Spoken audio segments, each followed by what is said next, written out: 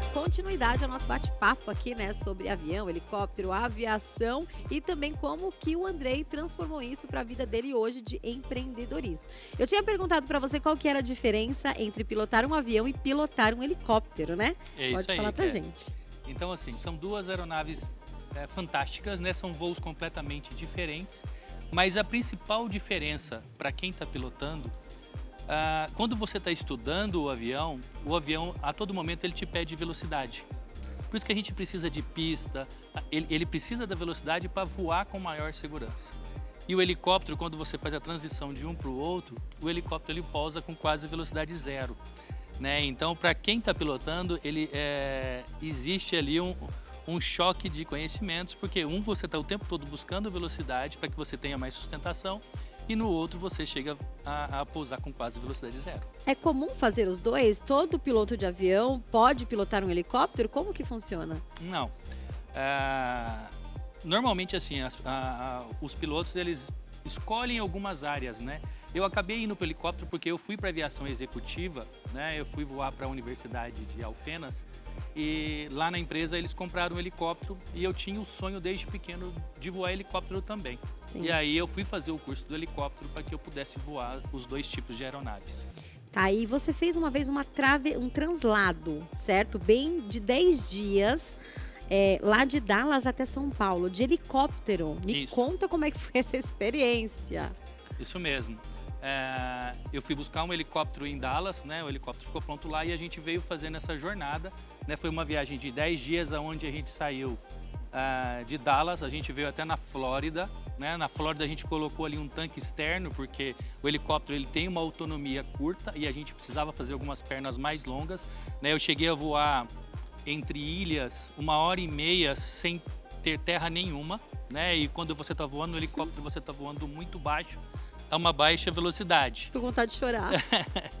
E com isso, a gente fez essa jornada, né? Uma viagem fantástica aí de 10 dias entre os Estados Unidos e o Brasil. Aprendi bastante nessa jornada. Gente, bastante tempo. Já pensou você voar 1h30 de helicóptero sob um oceano? Que coragem, hein? Olha, eu admiro muito. Tava conversando com ele aqui nos bastidores, que eu admiro demais essa profissão. É uma das que eu mais admiro, inclusive, porque eu fico pensando, quando a gente tá entrando no avião, você vê aquela pessoa pequenininha, né? Ali na frente, é cockpit que fala? Cockpit. Cockpit, lá na frente.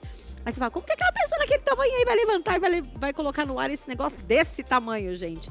É realmente muito estudo. E como que começa o estudo? Quais são o princípio de tudo? O que você precisa fazer para ser um piloto de avião? Sim.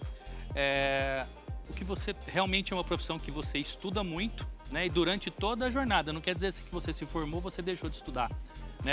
Todos os anos você tem que fazer uma revalidação das suas licenças, Sim. né? Mas você começa sendo piloto privado, né?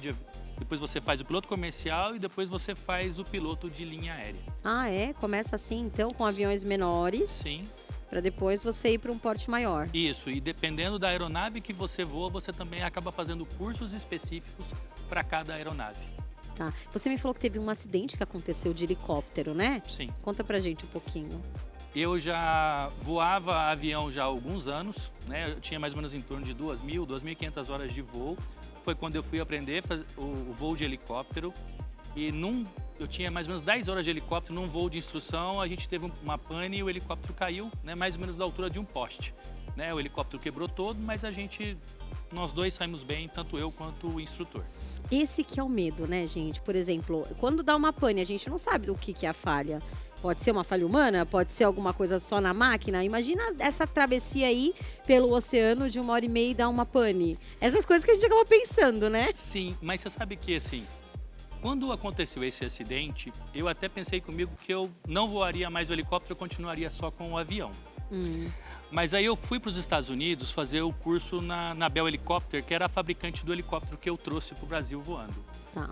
E no meu curso lá, quando eu cheguei, a primeira entrevista com o instrutor-chefe da Bell Helicopter, ele me perguntou o que tinha acontecido, eu expliquei o acidente para ele, e ele me disse o seguinte: você veio no melhor lugar do mundo para aprender a voar.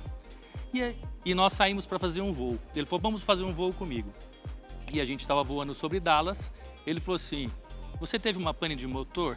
Eu falei, sim. Foi mais ou menos assim? Aí ele cortou o motor do helicóptero. falei, foi. Aí ele falou assim, então presta atenção.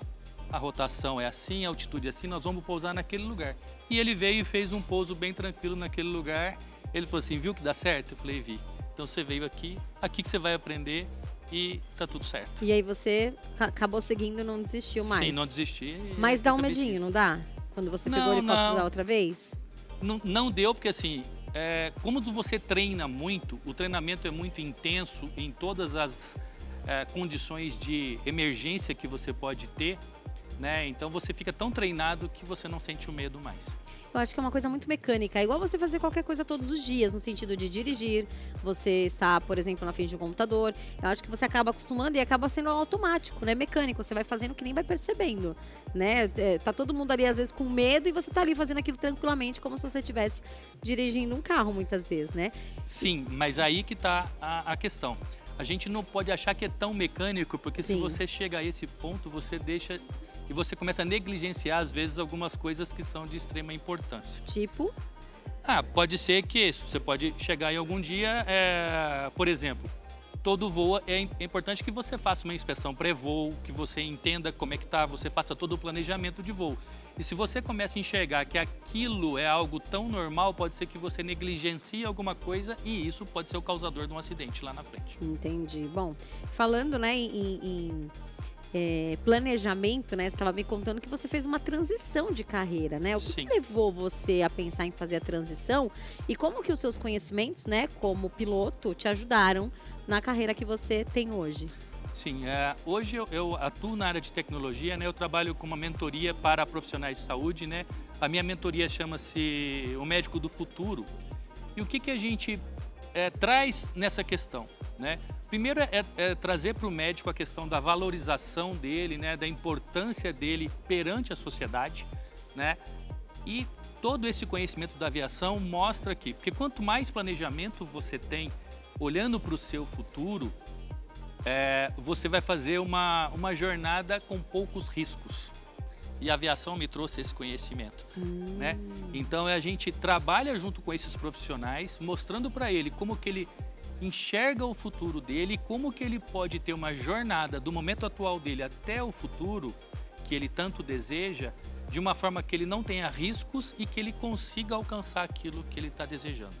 Entendi. E aí você conseguiu transformar essa experiência sua de planejamento, né? Porque eu acho que a coisa que você talvez mais tenha aprendido na sua profissão foi como ter um ótimo planejamento para que tudo saia sempre em perfeito estado. E aí hoje você aplica esse planejamento com a sua mentoria. Isso. Acaba que assim, eu passei por algumas situações que foram bem interessantes, né? Uma foi poder trazer o helicóptero dos Estados Unidos para o Brasil. Isso de um sonho de um menino que queria ser piloto. Quando eu entrei no empreendedorismo e eu comecei a trabalhar o empreendedorismo, eu criei um projeto e eu queria também apresentar o meu projeto nas Nações Unidas. E eu fiz todo um planejamento de como eu queria chegar nas Nações Unidas. E eu realizei uma palestra para a cúpula das Nações Unidas em Genebra, que são as pessoas que mais estudam o empreendedorismo no mundo. Então, todo esse conhecimento, eu acabei embalando isso numa metodologia que a gente chama de metodologia 5Ds, que é o que a gente aplica hoje nos profissionais para que eles possam entender toda a sua jornada e como que eles podem chegar aonde eles desejam, né? Eles definirem um local que eles querem chegar e como que ele vai atuar para poder chegar até lá. Entendi. Então é um passo a passo de um planejamento impecável. Sim, olhando como um todo. Você não olha só, por exemplo, uma face, né? Mas a gente olha desde a questão do mindset do profissional, da sua parte de marca pessoal, do planejamento dele, como está a parte digital dele, como ele lida com pessoas e como ele lidera pessoas, né? Então a gente tem toda essa análise 360 em torno do profissional. Eu, inclusive, desenvolvi uma ferramenta, né, que a gente chama de BP Scan Inteligência. E, na verdade, a gente, quando começa a trabalhar com um profissional, a gente aplica para os médicos, né, usando a mesma terminologia deles, esse exame. E aí eu consigo um diagnóstico e, em cima desse diagnóstico, onde a gente entende o momento atual do profissional, a gente traça uma jornada dele para o futuro. Que legal, hein? Então você é como se fizesse um planejamento da carreira de um modo, né, do começo ao fim completo. No caso de médicos e Médicos e profissionais de saúde. A gente atua muito hoje com médicos, dentistas e profissionais de saúde. ah, legal. Agora voltando um pouquinho para a área da aviação ainda, né? Como que você lidava? Não sei se você já teve algum momento ali no avião que você ficou apreensivo, com receio de alguma coisa. Como que você lidar com as situações de emergência? É assim, você está sempre muito preparado, né? Então, assim, eu fiz muitas horas de simulador, né? A gente treinou bastante, né? Eu tive a sorte também de ter profissionais nos quais eu voei, né? Como copiloto, que me ensinaram muito.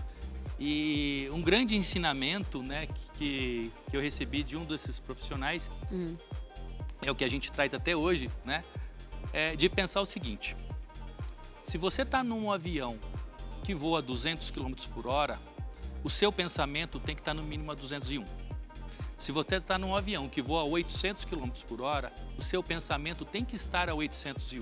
Então você tem que estar sempre à frente da máquina. Por quê? Porque caso aconteça alguma coisa, você está preparado e já está antenado para fazer uma ação para aquela emergência em si.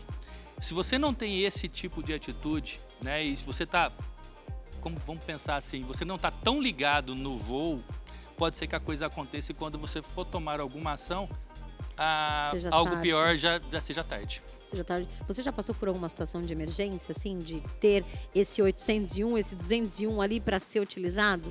Ah, sim, eu cheguei assim, a pior pane que eu tive foi com o helicóptero que caiu, que eu te falei, mas no avião a gente chegou a ter algumas, tipo assim, passando no meio de tempestades, a gente teve alguns momentos que teve... o ar-condicionado parou de funcionar e a gente teve uma despressurização, mas foram coisas mais simples, mais fáceis de resolver. E aí, nesse caso, o que acontece? Quando no ar-condicionado para, tem aquele negócio das máscaras. O negócio das máscaras. Aquilo que você nunca quer ver caindo do teto e cai. Isso, aí você tem que fazer uma descida de emergência para uma altitude menor, mas isso não é nada... O voo não está em risco assim, entendeu? É só você fazer uma descida mais rápida para chegar numa altitude menor, para que você possa controlar essa questão do oxigênio dentro da própria cabine. Entendi. Eu fico impressionada com esses radares aí que controlam todos os aviões, onde eles estão exatamente. Gente, porque é tanto avião voando todos os dias, o tempo todo. Como que eles conseguem, sabe, não se cruzarem em algum momento? Eu estava até vendo esses dias um vídeo na internet de um avião descendo na pista e o outro em seguida decolando. Sim. Isso é um erro? Ou não? Isso é muito próximo, sim. E tem que existir uma distância, né? Sim. De acordo com a regulamentação do tráfego aéreo, você tem uma distância entre a decolagem e o pouso do avião seguinte. Mas assim, hoje, né, a tecnologia ela veio ajudar muito, não só os pilotos, mas também os controladores de tráfego aéreo, que fazem toda essa coordenação de você ter cada vez um número maior de aeronaves, né, e todo mundo poder voar em segurança. E para quem tem medo de avião, o que as pessoas podem fazer para perder um pouquinho esse medo? Porque assim, sozinha é difícil, né? O que você indica? Porque a gente sempre fala, sempre escuta, é seguro, não pode ir tranquilo, mas gente, só isso não funciona para quem tem, né, aquele receio já. O que você indicaria para as pessoas que têm muito medo?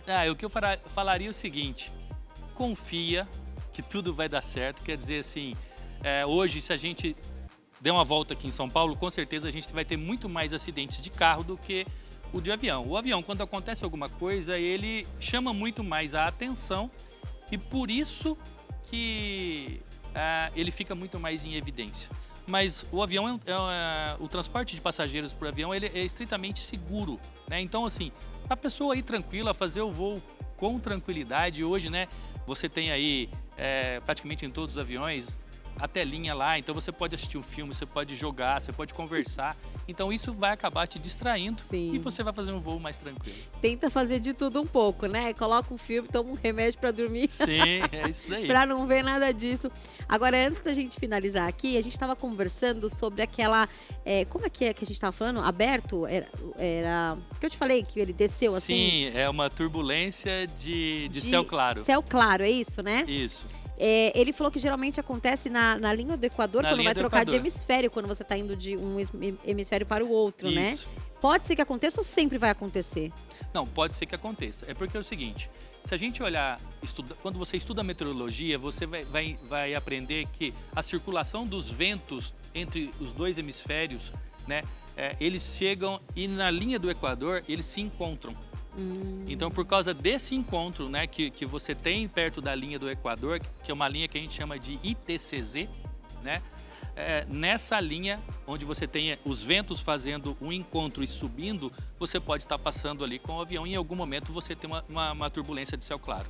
Eu fui até pesquisar sobre isso, é algo que, pelo que eu vi, tá? Não sei, se eu estiver falando alguma besteira, pode me corrigir.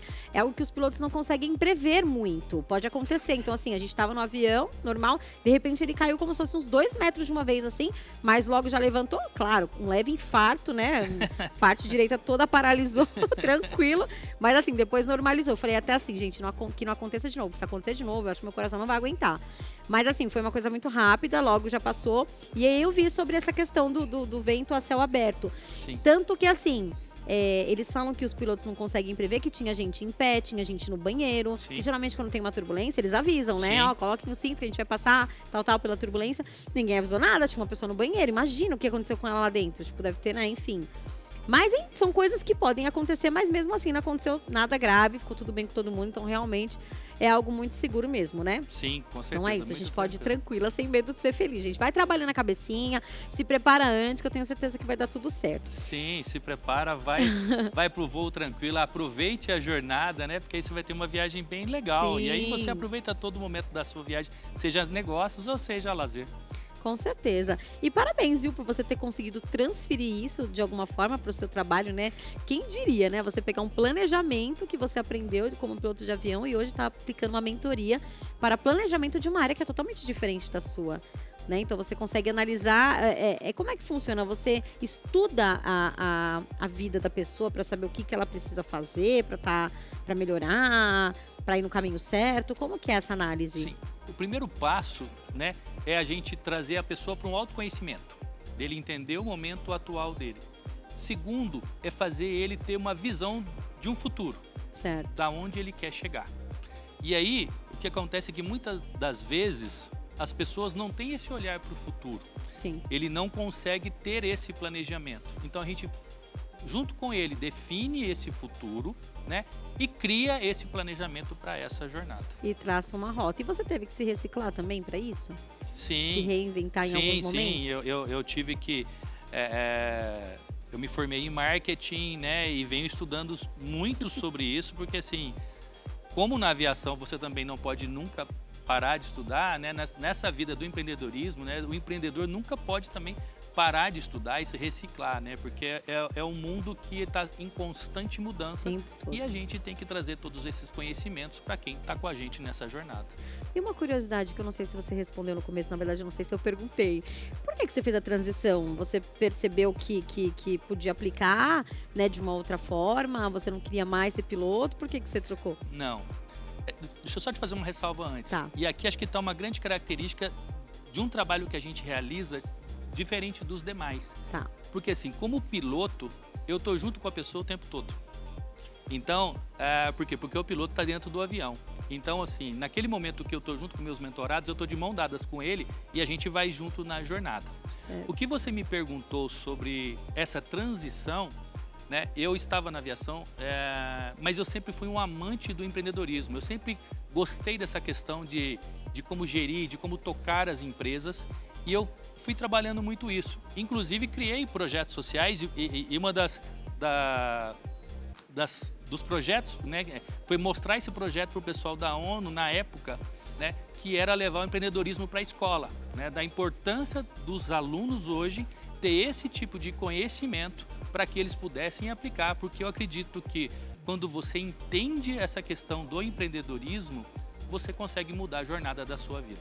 Que legal. E agora, voltando um pouquinho, acho que desde criança você conseguiu perceber que você queria ser piloto de avião, né? Quando foi essa primeira vez que você percebeu isso? Você lembra?